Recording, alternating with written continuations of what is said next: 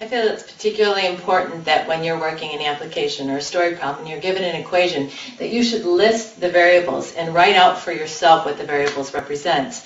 The problem that I'd like to look at now is found in Course Compass. It's found if you click on the Assignments button, and then I believe you're going to click on Small Projects. And I'm afraid I don't remember at that point. I believe you're going to click on Exponential Growth and Exponential Decay Models. There should be a folder there, and when you open that folder, you should find 3 problems. One involves the exponential decay of a car. That's the one you should print before you watch this portion of the CD. The next one is about an Olympic athlete having taken an antihistamine for a cold and looking at the decay rate of the medicine in their bloodstream. And the next one is the exponential growth rate of insects, like mosquitoes, in a population. I'm going to go over the first problem, the exponential decay rate having to do with cars. And they're all extremely similar. The equation that we're going to use is the value of a used car is equal to its original cost times its decay rate over some period of time, the decay rate raised to the t power.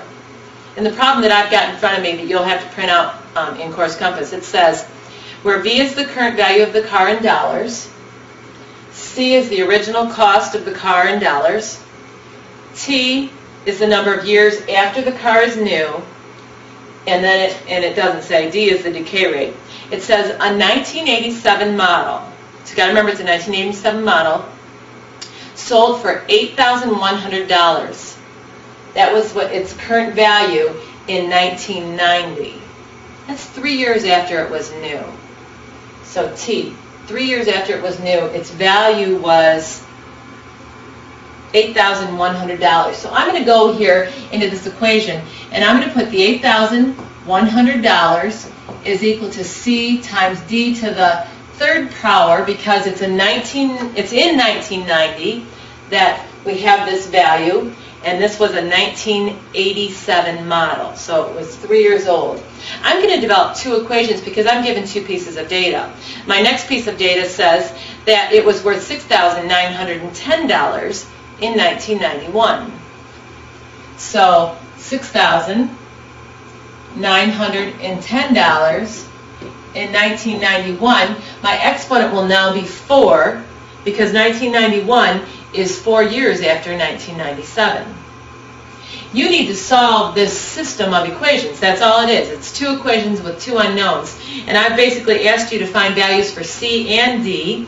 And then I've written there, give the original cost. Well, that is C, so that's kind of a redundant question. Actually, what I'm going to do is I'm going to take this a little bit further. Once I find the values for C and D, I'm going to write a model for this situation, and then I'm going to project the value of this car some number of years later. Now here's how I would attack it. There's 2 ways to actually attack it.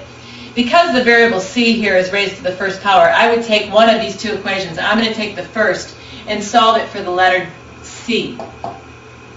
And that's going to be equal to 8100 divided by D cubed, because I'm going to divide both sides by D cubed to get C alone.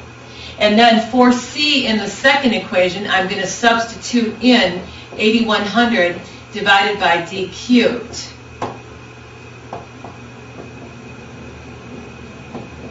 Now I'm doing that so that I can have D in this equation. So I solved one equation for a letter, substituted the expression into the second equation. It's called the substitution method.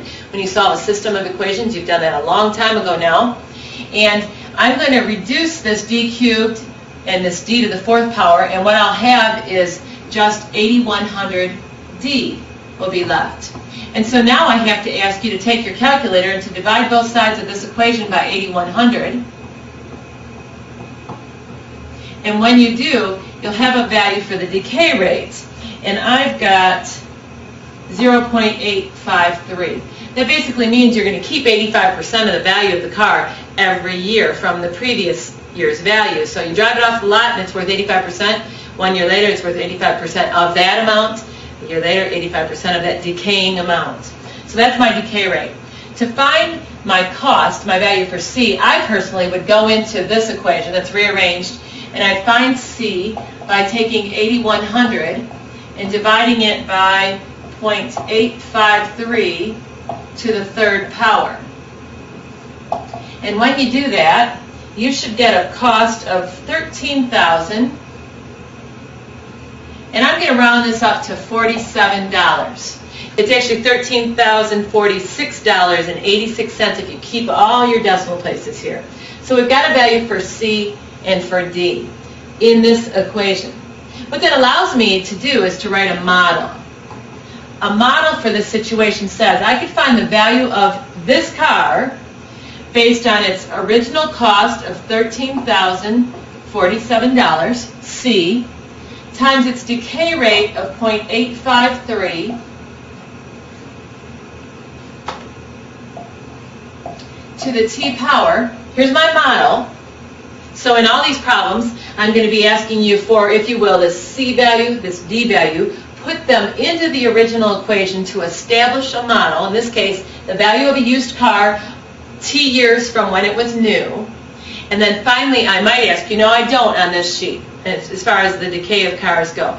But I might ask you, what would the value of this car be in 1995? Well, it was new in 1987, so in 1995, it's now 8 years old. So what I would do is I would take this equation and I would substitute an 8 in for T there.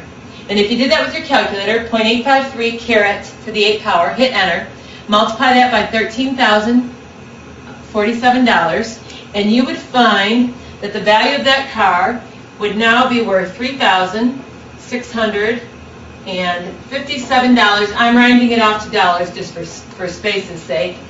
And I'm done with this problem. Again, I took the two pieces of data, put it into this equation. I took the value at 1990, the value in 1991. I solved this equation by substitution for the decay rate. I put that back into the original equation, or a version of the original equation, to find the cost. I wrote a model, cost and decay rate going into the original expression. Here's my model, and then I evaluated that model for 8 years later in 1991. Same problem, decay rate of car, but it's problem number 2 on the bottom of this sheet. And it says, complete this problem again with a 1999 model, so a little bit newer car, that sold for $11,615 in 2001. Well, it was 2 years old then. So its value was $11,615 when it was 2 years old. And, sentence goes on, it was $9,225 in 2003. So its value was $9,225 in the year 2003. Well, it's a 4-year-old car at that point. Again, it was a 1999 model, so now it's a 4-year-old car. I always prefer to solve the equation for this C value that's raised to the first power. I do that with the one that's got the smaller exponent. So C will be equal to 11,615 divided by d squared, because I've divided both sides by d squared. And now I'm going to plug in here that expression, 11,615 divided by d squared times d to the 4th, so that's going to be reduced in a minute. And d to the 4th over d to the 2nd is d to the 2nd, so I have 11,615 d to the 2nd. Unlike the last problem where I had just d, now I've got d to the 2nd, equals 9,225. In order to solve for d, I'm going to divide both sides by the 11,615. And I'll have d squared equals, I've taken it a few decimal places, I've got 0.79423. Now I don't want d squared, I want d. So in order to get d, I have to take the square root of this side and the square root of that side. And so I find out that d is equal to 0.891. So the decay rate of this car is equal to 0.891. Now I have very little room here and I hate to get so congested. But I'm going to go and put that into this expression. I'm going to put the decay rate in here, square it, divide it into the 11,615, and I'll find the original cost of that car.